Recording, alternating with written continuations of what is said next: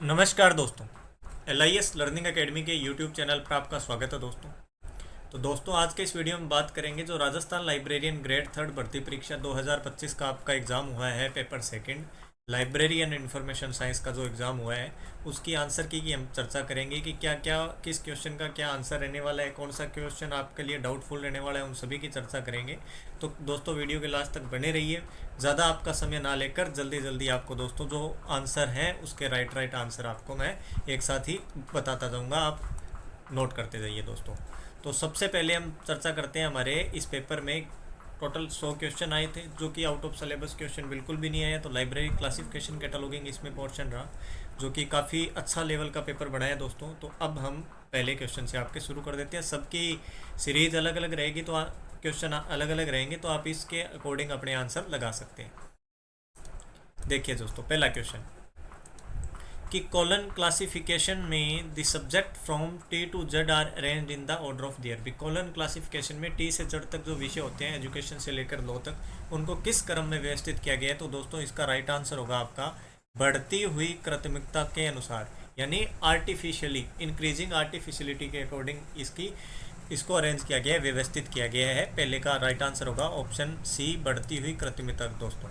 Second answer UDC एक पुस्तकालय वर्गीकरण योजना किसके द्वारा विकसित की गई। तो आपको पता है यूडीसी अगर कोई इंस्टीट्यूट का नाम आ जाए तो फीड का करना है, अगर कोई दो व्यक्ति विशेष नाम दिखेंगे इसमें पॉल ओटलेट और हेनरी लॉ फाउंटेन, तो इसको यूडीसी को किसने बनाया था, पॉल ओटलेट और हेनरी लॉ फाउंटेन है। तो इसका राइट आंसर होगा आपका ऑप्शन सी।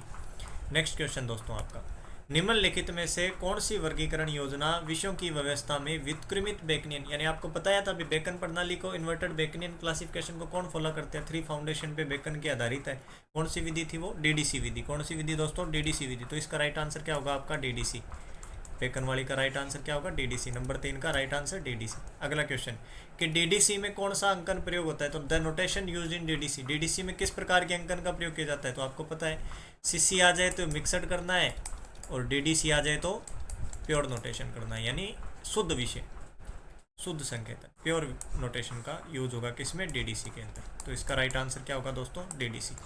नेक्स्ट क्वेश्चन कि कॉलन क्लासिफिकेशन में मिस्टिसिज्म मुख्य श्रेणी को दर्शाने के लिए कौन सा, भाई जो आपका रहस्यवाद विषय है, जो आपके डेल्टा विषय होता है जो एम और एन के बीच में रहता है, तो इसके अंदर ऑप्शन है M Y, inverter delta, delta. दोस्तों साफ साफ दिख रहा है डेल्टा होगा, इन्वर्टर डेल्टा नहीं होगा। तो इसका राइट आंसर क्या है, डेल्टा। क्या होगा राइट आंसर इसका, डेल्टा। अगला क्वेश्चन, यूडीसी में दो वर्ग संख्याओं के क्रम को निर्धारित करने के लिए ऑर्डर फिक्सिंग, दोस्तों क्या पूछा गया है, ऑर्डर फिक्सिंग का नंबर पूछा गया। तो आपको सिंबल बताए गए हैं सारी बुक में, अपनी बुक में दिया गया और सारी सिंबल की लिस्ट दी हुई है। तो ऑर्डर फिक्सिंग के लिए आपने क्या करते हैं दोस्तों, डबल कॉलन का यूज़ करते हैं, यानी दोहरे कॉलन का यूज़ करते हैं। तो इसका राइट आंसर क्या होगा आपका, डबल कॉलन दोहरा कॉलन, ऑप्शन बी इसका राइट आंसर होगा। नेक्स्ट क्वेश्चन कि पुस्तकालय वर्गीकरण में संक्षिप्तता किस विशेषता को दर्शाती है। आपको नोटेशन की एक टेबल दी हुई है बुक में जिसमें उसके टेबल नोटेशन के कौन कौन से क्वालिटी होती है उसको बताया गया है। तो ब्रेविटी उसमें से एक होती है दोस्तों। ब्रेविटी किसके लिए एक क्वालिटी होती है, नोटेशन के लिए। किसके लिए होती है, नोटेशन के लिए एक क्वालिटी होती है ब्रेविटी। अगला क्वेश्चन, होमोनियम का सिद्धांत या होमोनियम का उपसूत्र संकेतन तल, यानी दोस्तों आपका नोटेशनल प्लेन वर्ग संख्या को दर्शाना चाहिए। तो आपको बताया गया है, बुक में भी दिया हुआ है कि साफ साफ क्या ध्यान रखना है कि जहाँ पे भी होमोनियम आ जाए, होमोनियम वर्ड आ जाए, तो वहाँ एक चीज़ तो याद रख लेना, ओनली वन सब्जेक्ट। ये शब्द याद रख लेना, ओनली वन सब्जेक्ट, तो आपका आंसर हो जाएगा। कुछ भी हो जाए ओनली वन सब्जेक्ट रखना है। अब देखो इसमें क्या है, ये उन विषयों को, विषय आ गया ओनली वन नहीं है, ये किसी विषय आ गया ओनली वन नहीं है, एक विषय और उसके एक विषय में तो सब डिवीजन, इट्स डिवीजन हो सकती है, यानी अंदर फेसेट वगैरह हो सकती है। तो यहाँ आ गया ना a subject, only facet, only facet, only subject, इसका ऑप्शन नंबर आपका डी इसका राइट आंसर होगा, ओनली सब्जेक्ट। नेक्स्ट क्वेश्चन कि निम्नलिखित में से कौन सा कॉलन वर्गिंग रिक्त एम्प्टी डिजिट पूछा है। दोस्तों आपको पता है टी वी एक्स ये होता है, अगर आप दोनों ही पूछ लिया एम्प्टी डिजिट, ठीक है, तो यहाँ पे आपको एम्प्टी डिजिट पूछना था, फिर भी ए किसी में भी नहीं होता। इसका राइट आंसर आपका सी होगा, ए कोई भी एम्प्टी डिजिट नहीं होता, एम्प्टी सेक्टरिजिंग किसी प्रकार का डिजिट नहीं होता, टी वी एक्स तीनों डिजिट होते हैं। तो इसका राइट आंसर ए होगा। डॉक्टर एस आर रंगनाथन ने विशेष वर्गीकरण योजनाओं को क्या बताया। पुस्तक के अंदर दोस्तों अलग अलग हमने डिफ्थ कवरेज के अकॉर्डिंग अलग अलग क्लासिफिकेशन दे रखा है भी किस अकॉर्डिंग कैसे कैसे वर्गीकरण योजनाएं कौन से वर्गीकरण के प्रकार हो सकते हैं। तो आपको रंगनाथन जी ने जो स्पेशल वर्गीकरण योजनाओं के लिए स्पेशल क्लासिफिकेशन के लिए जो बताया था, जैसे special classification library of Congress ने अपने लिए बनाई थी, लाइब्रेरी ऑफ कांग्रेस क्लासिफिकेशन, तो वो एक क्या है, एक डिफ्थ क्लासिफिकेशन है, गहन क्लासिफिकेशन है। तो ये कौन सा होगा दोस्तों, डिफ्थ क्लासिफिकेशन इसका राइट आंसर होगा। डिफ्थ गहरी, डीप और डिफ्थ में दो ध्यान रखना है, तो ये डिफ्थ होगा, DEPTH वाला डिफ्थ, इसका राइट आंसर डिफ्थ होगा।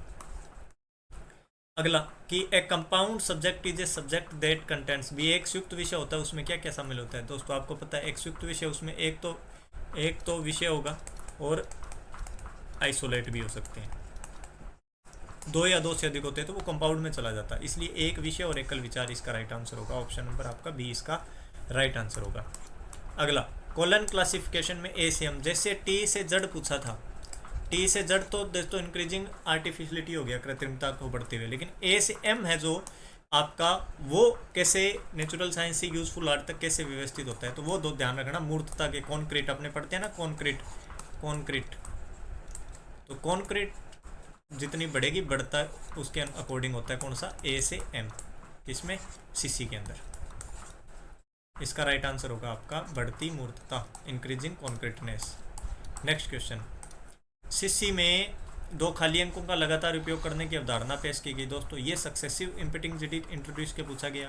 तो इसके अंदर दोस्तों आपका राइट आंसर कन्फ्यूजन का है, तो इसको आप एक बार छोड़ सकते हैं, इसको एक बार छोड़ सकते हैं।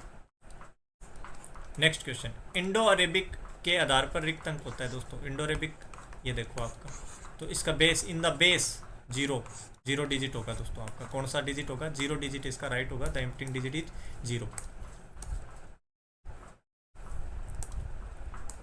कि पुस्तकालय विज्ञान में किसी विशेष विषय के विकास में प्रयुक्त होने वाले, विशेष विषय के विकास में यानी डेवलपिंग कर रहे हैं, एक विषय को डेवलप कर रहे हैं, कोई ना कोई टूल का तो यूज हो रहा है, आपको पता होगा टूल विषय कहलाते हैं, ऐसे विषय कौन से विषय कहलाते हैं, टूल विषय कहलाते हैं, टूल सब्जेक्ट कहलाते हैं।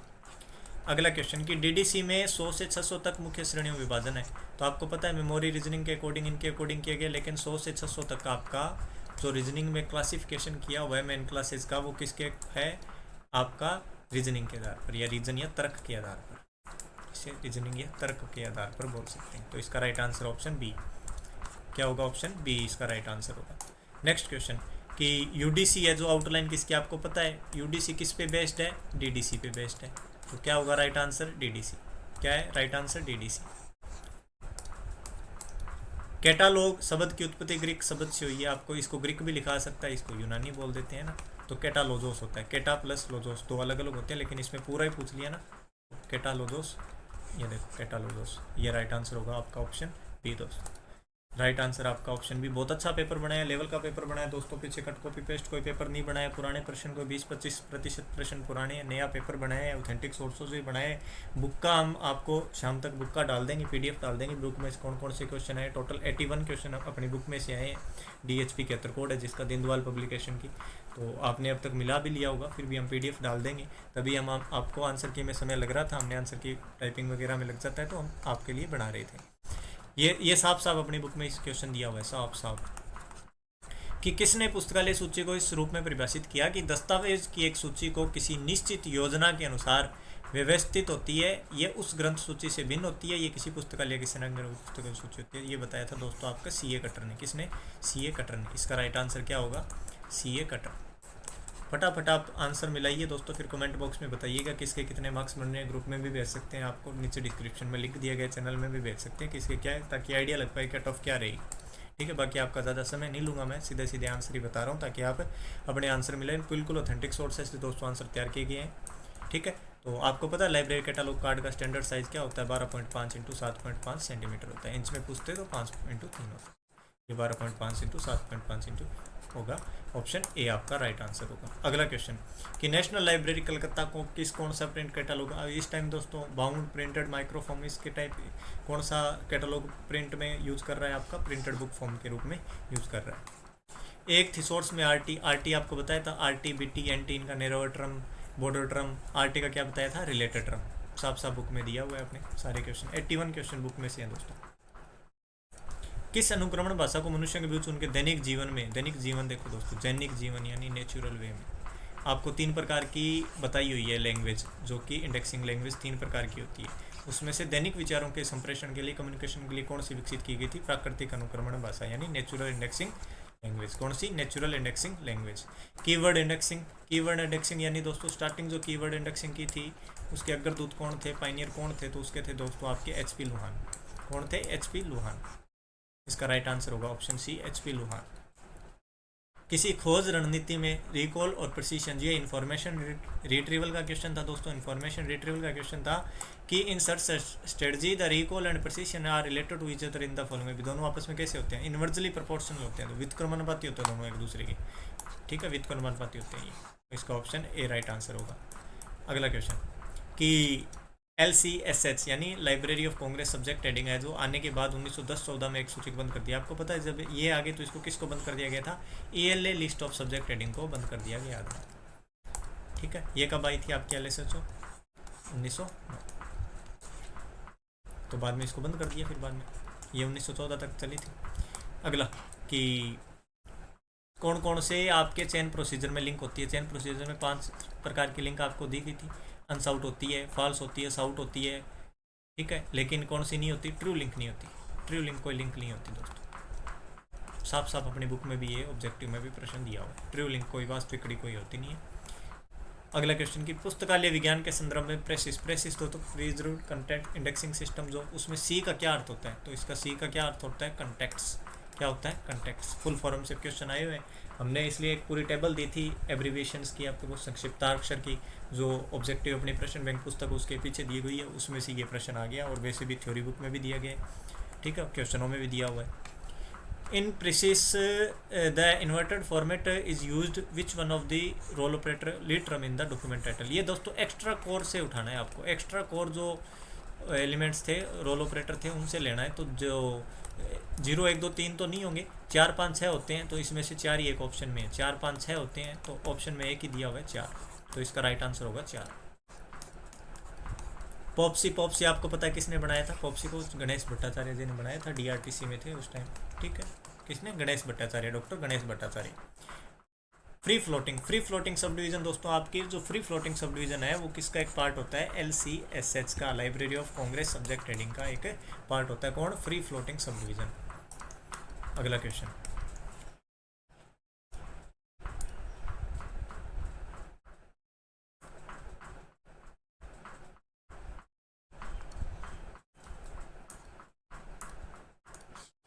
ठीक है। A thesaurus represent the following relationship between, आपको सिमेंटिक रिलेशनशिप होता है, शाब्दिक विन्यास संबंध किस में होता है? थिसोर्स में होता है। थिसोर्स के हमने संबंध आपको हिरारिकल नॉन हिरारिकल तो बता रखे थे दोस्तों, देखना आप, ठीक है। उसके भी एक क्वेश्चन आया था डीप में से, हिरारिकल में, नॉन हिरारिकल में कौन कौन सा होता है?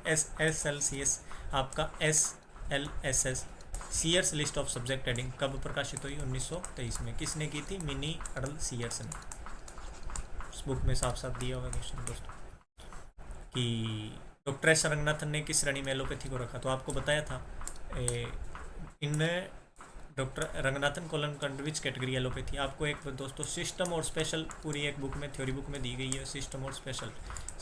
सिस्टम के अंदर आपको LB ऐसे गोतक में दिया गया है, देखना, एल मेडिसिन का पूरा, जिसमें होम्योपैथी, एलोपैथी, आयुर्वेदिक सब दिया गया है। तो ये कौन सी है दोस्तों? आपकी एलोपैथी। तो एलोपैथी भी एक क्या है? सिस्टम है। एक स्पेशल और सिस्टम में से क्या है? ये सिस्टम है। क्या होगा? ये सिस्टम होगा, सिस्टम बेसिक सब्जेक्ट होगा। कौन? एलोपैथी। ये एक पूरी टेबल थी, उसमें से सारे क्वेश्चन आ गए। 3 क्वेश्चन आए थे सब्जेक्ट फॉर्मेशन के। क्या पूछा है? माइक्रोबायोलॉजी। माइक्रोबायोलॉजी क्या होता है? डिस्टिलेशन आश्वन विधि से बनता है। कौन सा विषय? माइक्रोबायोलॉजी, सूक्ष्म जीव विज्ञान जिसको बोलते हैं ना, सूक्ष्म जीव विज्ञान। ये माइक्रोबायोलॉजी सब्जेक्ट किसका है? डिस्टिलेशन का है। 35 का राइट आंसर क्या है दोस्तों आपका? डिस्टिलेशन।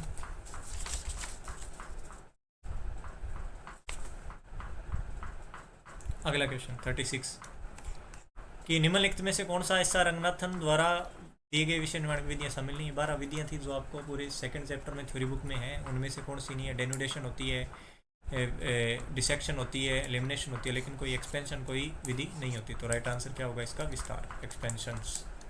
राइट आंसर क्या होगा? एक्सपेंशन। जिसने इंग्लिश में पढ़ के, हिंदी में पढ़ के अच्छे से दोस्तों ऑप्शन काट के पेपर को अच्छे से पढ़ के अटैम्प्ट किया है, उसके लिए बड़ा अच्छा पेपर गया है ये। और जो अलग अलग आप देख रहे थे, मैंने कहा सिलेबस के अकॉर्डिंग पढ़ो, सिलेबस के अकॉर्डिंग पढ़ो, लेकिन पिछले साल बाहर से आ गए, अब की बार भी बाहर से आ सकता है। तो दोस्तों ऐसे चक्कर में आपने जो सिलेबस में था उस पर तो ज़्यादा ध्यान दिया नहीं, बाहर से जो 4 यूनिट थी उन पर ज़्यादा फोकस किया। लेकिन जिसने इसके अलावा क्लासिफिकेशन कैटलॉगिंग इस पर ज़्यादा फोकस किया वो सब्जेक्ट में अच्छे नंबर ले रहा है दोस्तों, काफ़ी अच्छे नंबर ले रहा है। In later edition colon classification the clustering mode of clustering, आपको बताया हुआ क्लस्टरिंग का 2 नाम होते हैं क्लस्टरिंग के, एक क्लस्टरिंग और एक subject bundle. Second chapter book में अपने साफ साफ लिखा भी हुआ है सब्जेक्ट बंडल। अगला क्वेश्चन, मुख्य विषय सामाजिक विज्ञान का विभाजन। देखो सोशल साइंस सब्जेक्ट है, किस में बांटा? एजुकेशन में और लॉ में। यानी क्या किया, एक विषय के क्या कर दिए, अलग अलग विच्छेदन कर रहा है, यानी विखंडन कर रहे हो। विखंडन किस में हो गया? विखंडन किस में हो रहा है? आप विखंडन हो रहा है आपका फ्यूजन, फ्यूजन होगा इसका राइट आंसर, फ्यूजन। अगला दोस्तों कि नए विषय को श्रृंखला के अंत में जोड़ने की। दोस्तों अगर न्यू कोई भी सब्जेक्ट होता है, न्यू सब्जेक्ट कोई भी है, चेन के एंड में जोड़ेंगे ना, चेन के एंड में जोड़ते हैं तो दोस्तों वो होता है एक्स्ट्रापोलेशन। क्या होता है? एक्स्ट्रापोलेशन। इसका राइट आंसर क्या होगा? Extrapolation, option A. How many subject are available in fusion of subject. ये क्वेश्चन आपने कभी पढ़ा नहीं होगा, क्योंकि डीप कभी पढ़ा ही नहीं आपने। ऑथेंटिक सोर्सेज में देखोगे काफ़ी डीप क्वेश्चन दिए रहे, मेन क्लास का भी काफ़ी पूछा गया है, और यहाँ आपको पूछा गया है फ्यूजन में कितने होते हैं। तो ध्यान रखना दोस्तों, फ्यूजन में आपके 41 होते हैं। कितने होते हैं? 41। इसका राइट आंसर क्या है? Option D, 41। साइनोलॉजी, साइनोलॉजी विषय किस विषय निर्माण विधि से बनता है? साइनोलॉजी साफ साफ आपको पूरी टेबल जो बुक के अंदर अपनी दी हुई है उसमें राइट कॉर्नर में नीचे की तरफ साइनोलॉजी लिखा है। साइनोलॉजी किसका होता है दोस्तों? क्लस्टरिंग का। किससे बनता है? क्लस्टरिंग का। क्लस्टरिंग का एक अन्य नाम क्या है? Subject bundle. अगला क्वेश्चन कि जब कोई विचार विभिन्न क्षेत्रों में किया जाता है और उसके नया विषय विकसित होता है तो इस विषय निर्माण विधि में क्या कहा जाता है? ये भी आपकी बुक में और DHP 81 जो कोड है, प्रश्न बैंक पुस्तक है, उसमें भी ये प्रश्न दिया गया है। तो क्या होता है? ये आपका काइंड फर्स्ट होगा, डिस्टिलेशन काइंड फर्स्ट होगा। डिस्टिलेशन का कौन सा प्रकार होगा? फर्स्ट प्रकार होगा आपका। एक मूल विषय वह विषय होता है जो निम्न रूपों में अस्तित्व में रख सकता है। बेसिक सब्जेक्ट, बेसिक सब्जेक्ट दोस्तों इंडिपेंडेंट होता है, स्वतंत्र होता है। जैसे मैथमेटिक्स एक अपने अस्तित्व में रह सकता है, एग्जाम्पल के लिए बता रहे हैं, ठीक है, स्वतंत्र होता है, इसके अंदर कोई आइडिया, फोकल, फेसेट ऐसा कुछ नहीं होता। कॉलन क्लासिफिकेशन में 7वें संस्करण में लगभग कितने मूल विषय हैं? ये आपके लिए नया प्रश्न होगा। आप लगभग 26 के आइडिया से आप इसका 24 उत्तर करेंगे, लेकिन दोस्तों ध्यान रखना वो जो 26 के आइडिया से आप कर रहे हो वो बेसिक सब्जेक्ट नहीं, वो मेन क्लास है, ठीक है ना। बेसिक सब्जेक्ट अब जो करंट में बेसिक सब्जेक्ट इसके हैं ना, वो टोटल 779 हैं लगभग। कितने अप्रोक्स ग्रैंड टोटल करते हैं तो कितने निकलते हैं? 779। इसका राइट आंसर होगा 779। इसमें लगभग तुक्का ही मारा है सबने, तो जिसमें ये तुक्का मारा है वो सही निकला होगा। 779 होते हैं दोस्तों। अगला question, research methodology is formed by mode of subject formation. अब रिसर्च मेथडोलॉजी आपको बताया हुआ है डिस्टिलेशन। अब थोड़ा सा अंदर से डीप से नहीं बनाया पर्सन, इनके टाइप आगे के नहीं दिए, इनके टाइप आगे देते तो दोस्तों फिर सभी के गलत होते, ठीक है। ये डिस्टिलेशन काइंड फर्स्ट सही है। अपूपा, अपूपा आपको बताया हो, अपूपा को पूरा चैप्टर दिया हुआ है, अपूपा के पूरे क्वेश्चन दिए हुए दोनों में प्रश्न बैंक पे। अपूपा, एलियन, पेनम्ब्रल, अम्ब्रल, अम्ब्रल होगा। अब ये पूरा याद होना चाहिए, आप पूरा पढ़ के नहीं गए, अम्बर अकेला पढ़ के गए तो देखो ऑप्शन डाल रखा है यहाँ पे, अम्ब्रल डाल रखा है, अम्ब्रल होगा ऑप्शन सी, राइट आंसर अम्ब्रल। वेदों के अनुसार वैदिक क्लासिफिकेशन आपको पूरा बुक में दिया गया है। वैदिक क्लासिफिकेशन निम्न में कौन सा सामान्य ज्ञान का विभाजन है? धर्म, अर्थ, काम, मोक्ष। धर्म, अर्थ, काम, मोक्ष। देखो राजनीति नहीं होती तो राजनीति इसका नहीं है, धर्म, अर्थ, काम, मोक्ष होता है। एक प्रश्न हो रहा था ये, मोक्ष किस में आता है, वो भी वैदिक क्लासिफिकेशन में आएगा। आगे प्रश्न आ जाएगा दोस्तों। पूरा थ्योरी बुक में से 81 क्वेश्चन आप खुद ढूंढ सकते हो। 81 हमें जो लाइन लिखी हुई है उसी लाइन को देख के एकदम बिल्कुल लाइन क्वेश्चन से मैच करिए, तभी हमने क्वेश्चनों में डाउट किया। लेकिन अगर पूरा जोड़े तो 90 चले जाएगा अगर ऊपर नीचे और देखें कि उस कंसेप्ट से पढ़ के भी आप आंसर दे सकते हो। लेकिन हमने जो लिखा हुआ बुक में था उससे संबंधित सीधा सीधा प्रश्न है, उसी को काउंट किया, नहीं क्वेश्चन और भी बढ़ जाते दोस्तों। जेम्स डफ ब्राउन, जेडी ब्राउन ने सब्जेक्ट क्लासिफिकेशन विधि दी थी, आपने पढ़ा है, ठीक है। जेम्स डफ ब्राउन द्वारा कौन सी वर्गीकरण योजना विकसित की गई? विच क्लासिफिकेशन स्कीम? जेम्स डफ ब्राउन। ये वीडियो को लंबा नहीं ले रहा दोस्तों, इसलिए मैं आंसर आपको जल्दी जल्दी आंसर बता रहा हूँ, ऐसे ही आपको लेकर बैठ जाऊँ, ठीक है। डॉक्टर एस आर रंगनाथन द्वारा पुस्तकालय वर्गीकरण की गतिशील शब्द का अर्थ है। आपको पता है डायनेमिक थ्योरी किसने दी थी? डायनेमिक थ्योरी सूत्रधार कौन थे? डॉक्टर रंगनाथन जी। उन्होंने क्या डायनेमिक का क्या, गतिशील, गतिशील का मतलब क्या है? चलते रहना चाहिए, गतिशील होना चाहिए, रुकना नहीं चाहिए। यानी जैसे सूचना का विस्फोट हो रहा है, नए नए विषय आ रहे हैं, तो ऐसे थ्योरी हो जिसमें कमेंट कर सके, नए विषयों को भी इजीली कमेंट कर सके, यानी उन्हें नए विषयों को आसानी से समाहित कर सके। इसका अर्थ ये होगा, नए विषयों को आत्मसात या समाहित करना। समाहित ऑप्शन ए होगा दोस्तों इसका राइट आंसर। पुस्तकालय वर्गीकरण प्रणाली का उपयोग करके किसी पुस्तक को वर्गीकृत करने वाले व्यक्ति को क्या कहा जाता है दोस्तों? इसमें आप कंफ्यूज हो जाते हैं। देखो क्या क्लासिफायर होगा इसका, तो राइट आंसर भी बन गई, विधि तो बन गई। अब विधि बनने के बाद आप कर रहे हो, प्रयोग कर रहे हो, यानी आप अपनी लाइब्रेरी में आप लाइब्रेरियन लग गए। आप लाइब्रेरियन बनने के बाद जो डॉक्यूमेंट्स बुक आई है लाइब्रेरी में, उनको क्लासीफाई करना है आपको। यो आप क्या हो? क्लासीफायर हो। आपने विधि नहीं बनाई है, विधि करने बनाने वाला क्लासिफिकेनिस्ट होता है, तो इसमें कंफ्यूज नहीं होना था, क्लासीफायर करना है। बुक में क्लासीफायर, क्लासेस, शब्द कैसे बना, सब बुक में आपके चैप्टर 4 में दिया हुआ है, देख लेना आप। ये बुक में से क्वेश्चन है। पेज नंबर अब साथ साथ में दोस्तों मैं पेज नंबर भी यहाँ नोट करके लिख लेता करता, फिर समय लग रहा था तो बोर्ड मैसेज आ रहे थे आंसर की पेपर सोल्व करवा रहे थे, तो मैंने सोचा बुक का आपको पीडीएफ ग्रुप में डाल दिया जाएगा बाद में, ठीक है। आगे कि समनाम होमोनियम की समस्या का वर्गीकरण किस करना पड़ता है? The problem of homonym is faced by the homonym. दोस्तों होमोनियम जो कैनन है वो किसका होता है? होमोनियम और सिनोनियम दोनों आपको बताया था किसका होता है? नोटेशनल का। किसका होता है? नोटेशनल प्लेन का। अगला स्थायित्व उपसूत्र यानी प्रीमिनेंस जो कैनन है वो किस स्तर का होता है? वो होता है आपका दोस्तों वैचारिक यानी आइडिया लेवल का, आइडिया प्लेन का। किसका होता है? आइडिया प्लेन का। स्थायित्व का उपसूत्र किसका होता है? आइडिया प्लेन का। ग्रुप में पीडीएफ डाल देंगे दोस्तों, इसकी पूरी पीडीएफ डाल देंगे, पेपर की ना पीडीएफ डाल देंगे। सेकंड ग्रेड में भी हमने आंसर की निकाली थी, जो आंसर की हमने दी थी, एक क्वेश्चन को छोड़ के पूरा बोर्ड ने वही माना था, ठीक है। तो पूरा ऑथेंटिक सोर्सेज से तैयार की गई है। फिर भी किसी को कोई डाउट रहता है तो आप मैसेज नीचे कमेंट बॉक्स में डाल देना, आपका डाउट पूरा क्लियर किया जाएगा, ऑथेंटिक सोर्स भी आपको अवेलेबल करवा दिया जाएगा। अब लेवल पूछे थे, प्लान के आपने पता है कि सबसे पहले 3 लेवल थे, आइडिया, वर्बल और नोटेशनल। कितने हो गए? 3 हो गए। तो इसका क्या राइट आंसर होगा आपका? 3 ऑप्शन इसका राइट आंसर होगा। अगला क्वेश्चन, डॉक्टर एस.आर. रंगनाथन ने एक वर्गीकरण योजना को डिजाइन करने हेतु कितने कैनन बनाए थे? दोस्तों ये भी आप क्या है कंफ्यूज हो इसमें, तो हो कंफ्यूज क्योंकि पढ़ा ही नहीं होगा, जनरल सी बात है। आपने तो 43 कैनन पढ़े नहीं है, लेकिन ध्यान रखना इग्नू के मटेरियल में जो एक क्लासिफिकेशन स्कीम को तैयार करने वहाँ क्या है 55 कैनन लिख रखे हैं, पोस्टुलेट भी लिख रखी है, 5 अदर एडिशनल लॉ भी लिख रखे हैं। तो देखो सीधी सी बात है, ऑथेंटिक सोर्सेज में 45 लिखा हुआ है, तो पेपर बनाने वाले या वहीं से किया होगा, तो 55 है ये। इसका राइट आंसर क्या है? 55 है। अगला, the canon of decreasing extension means the that are classes are arrange. Decreasing extension आ गया है, मॉड्यूलेशन का कैनन में आ गया, ये डिक्रीजिंग देखा होगा। तो ये डिक्रीजिंग का जो व्यवस्थित क्रम होता है दोस्तों, वो आपका सामान्य से विशिष्ट होता है, सामान्य से विशिष्ट होता है, यानी जनरल टू स्पेसिफिक होता है, जनरल टू स्पेसिफिक, सामान्य से विशिष्ट प्रकार का। कोलन वर्गीकरण के प्रथम संस्करण का संबंध किस प्रकार की प्रणाली? आपको बताया था सीसी के फर्स्ट 3 एडिशन होते हैं, फर्स्ट, सेकंड और थर्ड, 33, 39 और 50 वाले, वो क्या होते हैं? रिगिडली फेसेटेड होते हैं, कठोर होते हैं, रिगिडली फेसेटेड। पूरी एक टेबल दी हुई है बुक में, उस टेबल में से 2 प्रश्न आगे सीधे सीधे आपको, टेबल भी दी हुई है, पूरा चैप्टर भी दिया हुआ है पुस्तकालय वर्गीकरण की प्रजातियां, उसमें साफ साफ मेंशन भी है। तो इसका राइट आंसर ऑप्शन सी होगा आपका। अगला क्वेश्चन, निम्नलिखित में से शुद्ध गणनात्मक, ये आ गया आपका दोस्तों प्योरली न्यूमरेटिव। 2 होती है, एक RIC होता है, LC होता है, यानी राइडर क्लासिफिकेशन भी होती है प्योरली, और लाइब्रेरी ऑफ कांग्रेस होती है। राइडर का ऑप्शन नहीं है, तो क्या होगा? लाइब्रेरी ऑफ कांग्रेस वर्गीकरण प्रणाली इसका राइट आंसर होगा। मैं आपको समझा नहीं रहा, एक्सप्लेन ज़्यादा नहीं कर रहा, क्योंकि आपको अभी जरूरत है, जो आंसर की जरूरत है, ताकि अपने पेपर से मिलान कर लो, ठीक है दोस्तों। DDC कब आई? DDC फर्स्ट एडिशन आपका 1876 में आया था। पूरी DDC की भी टेबल दी हुई है बुक में, साफ साफ प्रश्न है। ये प्रश्न कितना अच्छा प्रश्न है। 2 पंक्ति 3 भाग प्रविष्टि किसका पालन करता है? कौन सी इंडेक्सिंग सर्विस है जिसमें 2 पंक्ति और 3 भाग होते हैं, ठीक है। 2 लाइन 3 पार्ट आपके बुक में साफ साफ लिखा मिलेगा आपको। प्रेसिस में है ये, प्रेसिस किसमें है? प्रेसिस में।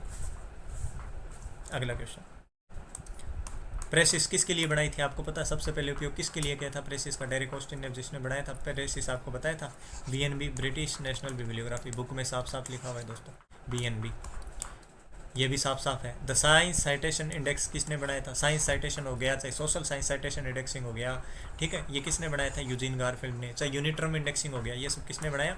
यूजीन गारफील्ड ने, बुक में साफ साफ दिया हुआ है। ठीक है, बुक को आप ध्यान से देख लो, बुक से मिला लो। कोई कह रहा है बुक से क्या है, बुक से आप देखो, बुक जिसने पढ़ी है वो बच्चे ही हमें मैसेज कर रहे हैं अच्छे से भी, अच्छा पेपर गया है उनका। ठीक है, who formulated the rule for subject heading in the dictionary cataloguing. तो अब आपको पता है रूल्स फॉर डिक्शनरी कैटलॉगिंग आपका 1876 में किसने दी थी, सीए कटर ने दी थी। पहला पुस्तक था दोस्तों, काफ़ी मेहनत की थी आपके लिए, पूरी टीम ने मेहनत की थी। होप्स, ये क्वेश्चन हमारे बुक में से नहीं है दोस्तों, ये क्वेश्चन नहीं है। तो होप्स के वर्गीकरण में ज्ञान को व्यवस्थित करने के लिए किस पालन किया जाता है, तो होप्स था दोस्तों, होप्स ने जो बताया था वो सामान्य से विशिष्ट विषय की ओर बताया था, जनरल टू स्पेसिफिक विषय बताया था। ठीक है, इसमें कुल वो 5 या 6 विषय उसमें कुछ ऐसे थे, वो बुर्नेट के थे। ठीक है, इसका सामान्य से विशिष्ट विषय होगा। दार्शनिकों ने यानी फिलोसफर ने 3 श्रेणियों में ज्ञान को विभाजित किया था। वो 3 कौन से? ह्यूमन नॉलेज था दोस्तों, डिवाइन नॉलेज भी था और एनिमल नॉलेज भी था। आपका पर्यावरण ज्ञान नहीं था, इन्वायरमेंटल नॉलेज नहीं होगा, इसका इन्वायरमेंटल नॉलेज नहीं होगा। ज्ञान जगत के लिए सबसे उपयुक्त विकल्प है ज्ञान जगत। आपको पहला चैप्टर की पहले आप शुरुआत कर दोगे, वहाँ विशेषताएं दी गई, निरंतर बढ़ता है ज्ञान जगत, निरंतर स्थिर नहीं है, बहुत सीमित है, नहीं है, घटता रहता नहीं, ईवर इंक्रीजिंग, हमेशा निरंतरता इसकी आपको दोस्तों विशेषता बताई गई है। ज्ञान जगत निरंतर है, बिल्कुल एवर इंक्रीजिंग। अब एक क्वेश्चन और आ गया आपका वैदिक क्लासिफिकेशन से। वैदिक क्लासिफिकेशन हमने बुक में दिया भी था, 2 प्रश्न आ गए उसमें से। तो वैदिक क्लासिफिकेशन किस योजना का एक श्रेणी है, मोक्ष। तो आपको बताया था वैदिक जो क्लासिफिकेशन है उसमें 4 श्रेणियां थी, धर्म, अर्थ, काम और मोक्ष। अब मोक्ष पूछा है, मोक्ष किसका है, वैदिक क्लासिफिकेशन का है। ठीक, अगला ज्ञान जगत निम्नलिखित शामिल है। ज्ञान जगत में क्या है, ज्ञान जगत में दोस्तों मूल विषय और उसके फोकल आइडियाज है, बेसिक सब्जेक्ट्स भी हैं, उसके फोकल आइडियाज भी हैं। ठीक है, मूल विषय और उसके आइडियाज भी हैं। जब ज्ञान जगत को पहली विशेषता एक ही क्रम की श्रेणी के आधार पर विभाजित किया जाता है तो निम्नलिखित आपके साफ बुक के अंदर लाइन में लिखी हुई है मेन सब्जेक्ट क्या होता है उसमें। अब कोई भी चीज़ है, जैसे आप देखो सबसे पहले आप सब सब्जेक्ट निकालो, लाइब्रेरी साइंस। अब बताओ मेन क्लास होगी लाइब्रेरी साइंस, पहली श्रेणी तो ये होगी। अब लाइब्रेरी क्लास में आप निकालोगे एकेडमिक में आपको स्कूल, यानी आगे बढ़ता जाएगा, आगे आइसोलेट फेसेट आगे निकल जाएंगे। पहला श्रेणी जो होती है वो क्या होता है, आपका मेन सब्जेक्ट होता है, मुख्य विषय होता है।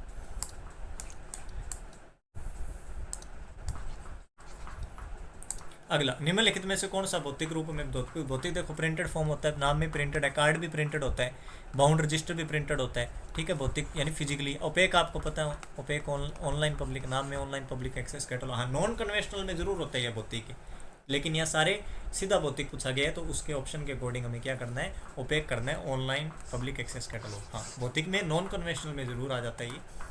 वर्गीकृत सूची कोड में एक ऐसी अंक प्रविष्टि जो किसी दस्तावेज के एक भाग को केवल वर्ग संख्या प्रदान करती है। आपको बताया हुआ है, जहाँ पूछ लेना नंबर एंट्री, नाम आ जाए नंबर एंट्री दूसरा नाम ही क्रॉस रेफरेंस एंट्री का है, नंबर एंट्री। अब यहाँ क्या करेंगे, आप पूरा तो पढ़ेंगे नहीं क्वेश्चन, क्लास नंबर देखते क्या कराओगे, क्लास इंडेक्स एंट्री कराओगे, लेकिन ये गलत है। क्रॉस रेफरेंस एंट्री इसका राइट आंसर होगा, जिसको नंबर एंट्री भी बोलते हैं, एनालिटिकल एंट्री भी बोलते हैं, शब्द प्रविष्टि भी बोलते हैं जिसे। ठीक है, शब्द क्या है, आपके नंबर प्रविष्टि, अंक प्रविष्टि भी जिसे बोला जाता है। क्रॉस रेफरेंस होगा दोस्तों, उसको लेफ्ट साइड में होता है ना कि कॉल नंबर के अलावा अतिरिक्त कोई उसका नंबर दिया गया होता है तो उसी से एंट्री बनती है। ठीक है, सूचीकृत के मानक सिद्धांत निम्नलिखित में से किसके दिए, नॉर्मेटिव प्रिंसिपल आपको पता है, नॉर्मेटिव प्रिंसिपल किसने दिया था, नॉर्मेटिव प्रिंसिपल डॉक्टर रंगनाथन।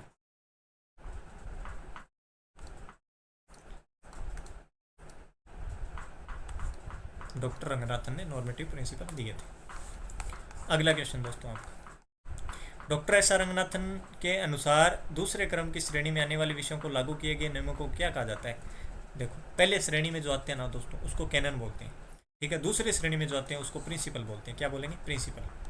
क्या बोलेंगे, प्रिंसिपल, सिद्धांत बोलेंगे।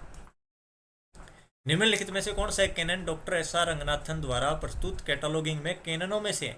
तो आपको देखो जो 9 कैनन थे उन 9 कैनन की आप पूरी बुक में लिस्ट थी कि 9 कैनन में देखोगे क्लियरिटी नहीं है, रिलेवेंस नहीं है, सिंप्लिसिटी नहीं है, कौन सा होता है, रिकॉल वैल्यू होता है। तो ऑप्शन डी इसका राइट आंसर। कैटलॉगिंग सिद्धांतों का प्रिंसिपल कहाँ आयोजित हुआ था, पेरिस में। पेरिस में कब आयोजित हुआ था, ICCP। बुक में कम से कम 3 जगह लिखा हुआ है ये, क्योंकि ACR2 बहुत जगह आ गई ना।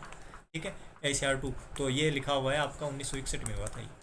कोपेनहेगन होता तो 1969 कर देते आप, कोपेनहेगन का तो उस पर हुआ था, एक्सपर्ट्स पे हुआ था, ICME। अगला क्वेश्चन, कि निम्नलिखित में से कौन सा बिब्लियोग्राफी एक्सचेंज फॉर्मेट नहीं है।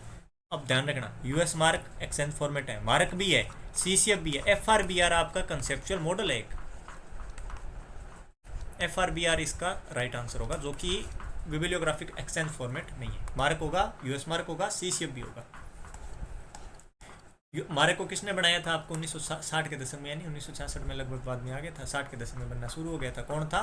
Library of Congress. कौन थी? Library of Congress.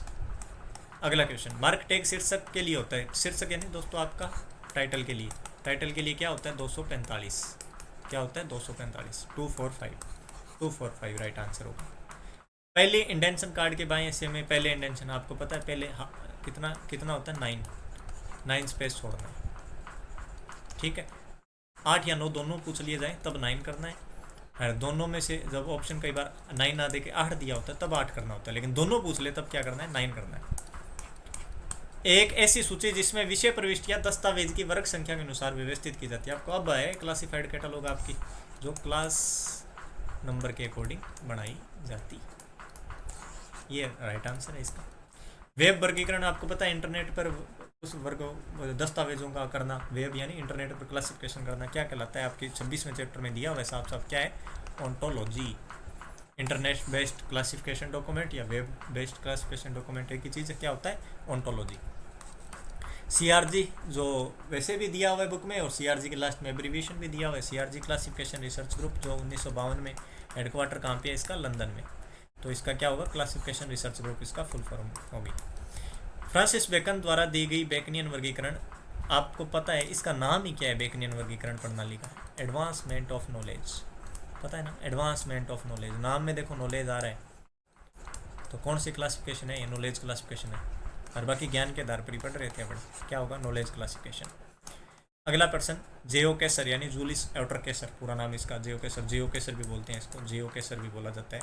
इसने कौन सी इंडेक्सिंग प्रणाली बनाई थी? इसने सिस्टमेटिक इंडेक्सिंग प्रणाली बनाई थी, यानी ऑप्शन डी आपका सिस्टमेटिक इंडेक्सिंग प्रणाली। जब किसी मानक सिद्धांत को प्रमुख विषय के प्रथम क्रम के विभाजन में लागू किया जाता है, मैंने बताया प्रथम हो तो कैनन, सेकंड हो तो प्रिंसिपल, क्या होगा? प्रथम का कैनन, उपसूत्र, उसे क्या कहा जाता है? उपसूत्र कहा जाता है।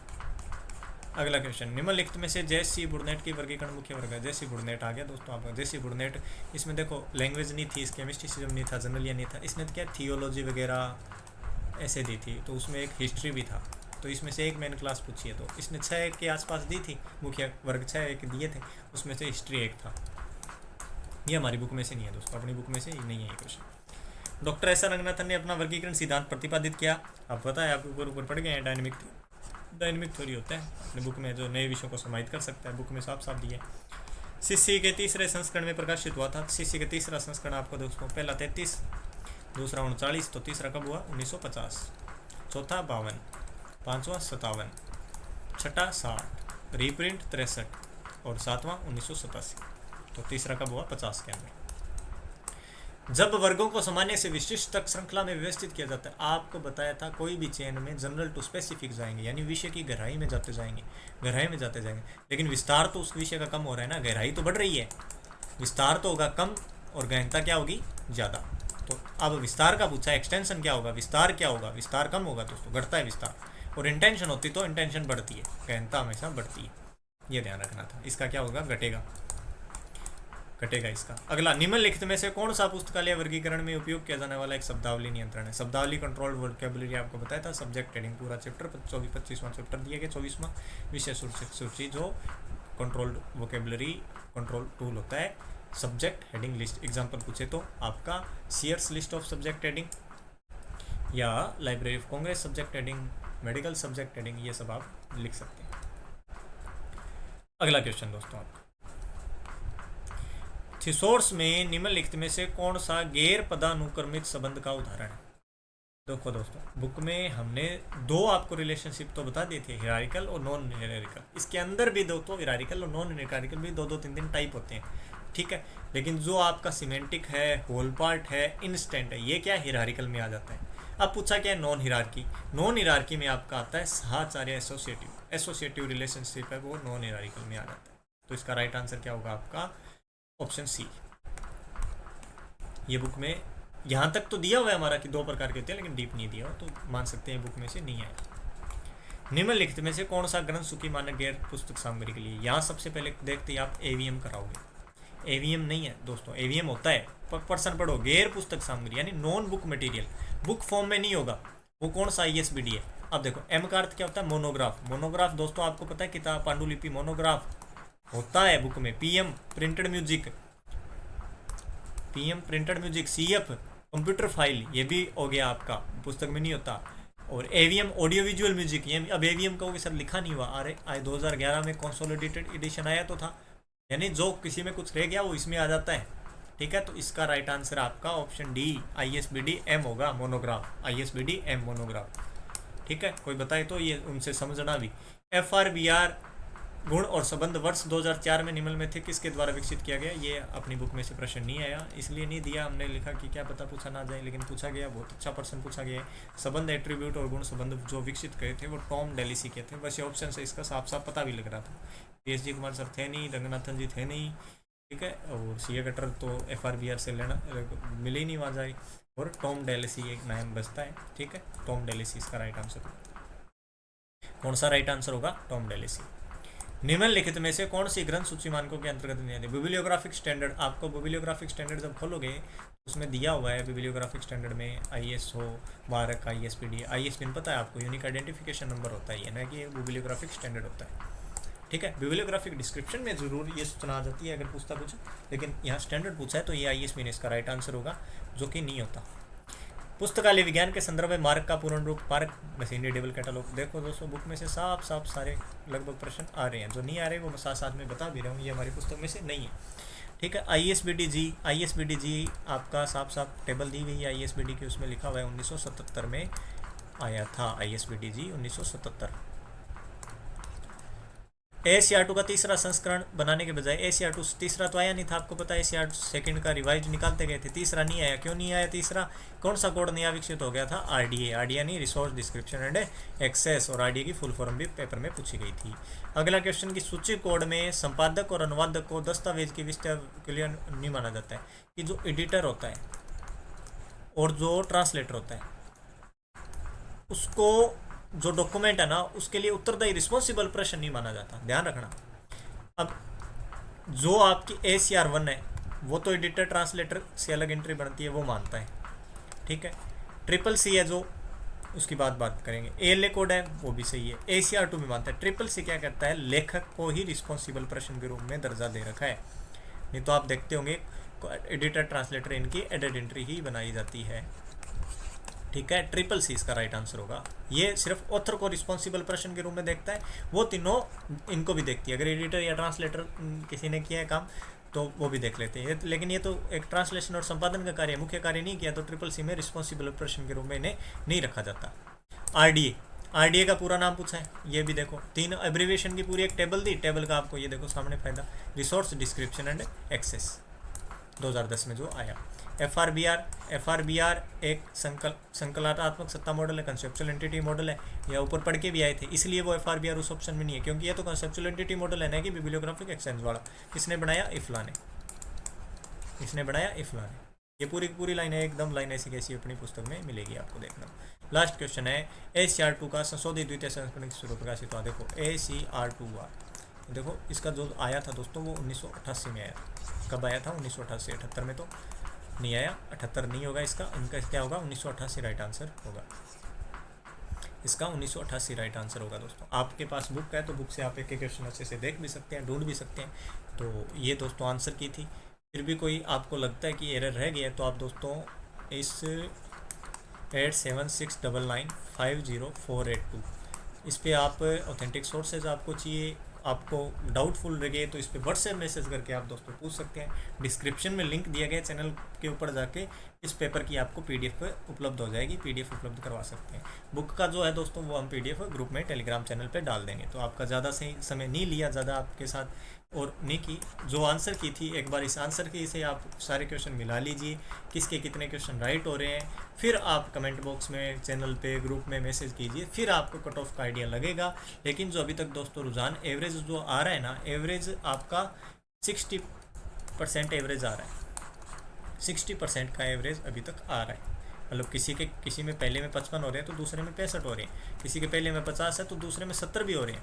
लेकिन बहुत रेयर बच्चे हैं, अच्छे बच्चे हैं जिनकी तैयारी है, जिनके 65-70 भी दोनों में आ भी रहे हैं। लेकिन 10, 20, 50 बच्चों से ये कट ऑफ निर्धारित नहीं होती, पूरी एवरेज निकलती है। इसलिए कह रहा हूँ पहले आप अपने पेपर से मिलाइए। इस आंसर की से ज़्यादा कुछ नहीं होगा। मेन जो आपका आएगा 1-2 प्रश्न ज़्यादा से ज़्यादा ऊपर नीचे होंगे, इससे ज़्यादा नहीं होने वाले हैं। पूरे ऑथेंटिक सोर्सेज से आंसर की तैयार की गई है। जो एक क्वेश्चन था जिसमें डाउट था उसका आंसर आपको नहीं दिया गया, उसको गलत सही आपको जो उचित लगे वो मान सकते हैं। तो LIS लर्निंग अकेडमी चैनल को ज्वाइन करें दोस्तों, यूट्यूब चैनल को सब्सक्राइब करें, और ये आपका पेपर का PDF है जो टेलीग्राम पे डाल दिया जाएगा दोस्तों। पेपर का PDF टेलीग्राम पे डाल दिया जाएगा। बहुत बहुत धन्यवाद।